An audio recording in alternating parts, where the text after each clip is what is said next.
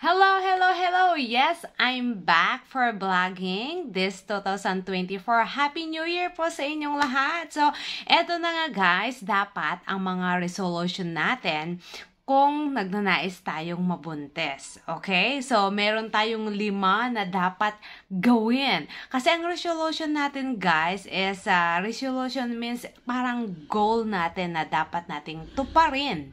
Diba? So, eto nga, pag nagnanais po tayong mabuntis, dapat nga talagang eto yung mga gawin natin ngayong taon na to para sana ibigay na ni Lord yung gusto talaga natin. Okay, number 1 po guys, ang positive thoughts. Okay? So, dapat magiging positive talaga tayo lagi. And, wag natin, halimbawa, kapag nag-bench ka naman ng January, ganyan. So, you are expecting pero nag-bench ka na ulit. And then, negative na agad, ganyan. So, tignan natin yung mga ways pa na dapat nating gawin para mabuntis nga kung ano yung mga dapat nating i-work up. And then, huwag may stress para magiging positive lahat, di ba? Positive lagi tayo. And of course, samahan natin yan ng prayers, of course. And pinaka-importante po yan. So, yan. Next, eto is isa din sa pinaka-importanting dapat natin gawin kung nagnanais tayong magbuntis. Watch your cycle. Dapat talaga natin i-watch yung cycle natin and lagi tayong mag-track ng ovulation day natin using OPK. So, as I always said, hindi po tayo dapat magdepende lang sa mga apps dyan. So, hindi po accurate yung mga apps. Dapat pong gawin natin ay gumamit tayo ng ovulation predictor kit para matimingan talaga natin yung exact.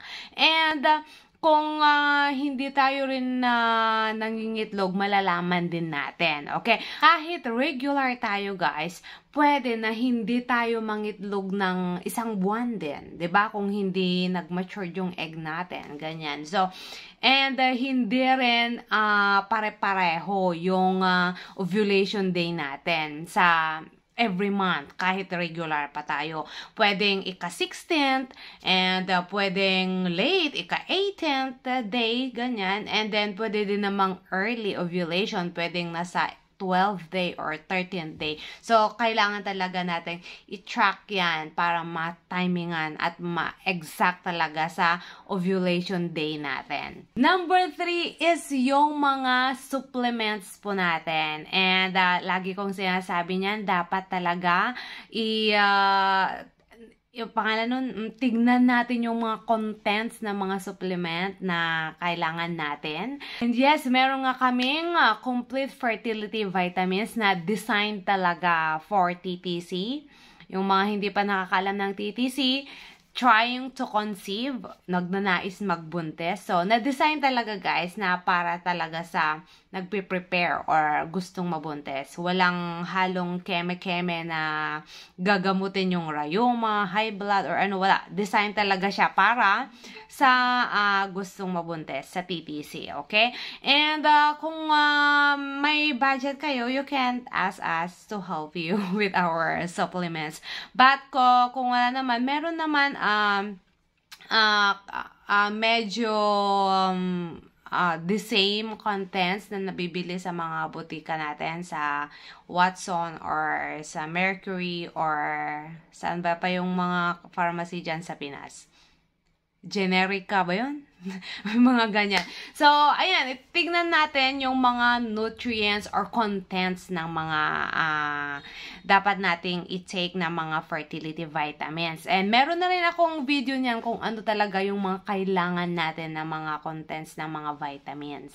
Number 4 is stress. Okay, iwasan natin may stress. Dapat resolution natin to. And goal natin to sa 2024. Pero sabi nyo na naman, Nurse Shelly, hindi talaga maiwasang may stress, ganyan.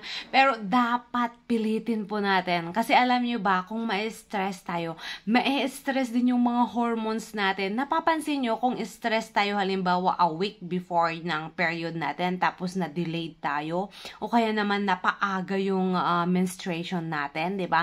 Kasi dalayan dun sa mga stress hormones natin. So, na-stress din sila. So, ayan, magkaka-delayed ka, akala mo buntis ka na, and then kinabukasan magme-mens ka. Or, pwede ring failed implantation ang mangyayari. Halimbawa, meron nang nabuo and then hindi makakapit or na-stress, ganyan.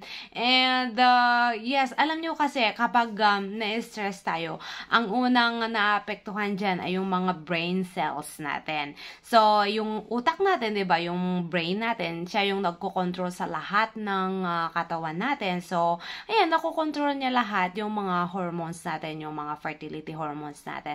Kaya kapag stress yung brain cells natin, stress din yung mga hormones natin. Kaya magiging whack yung mga cycle natin.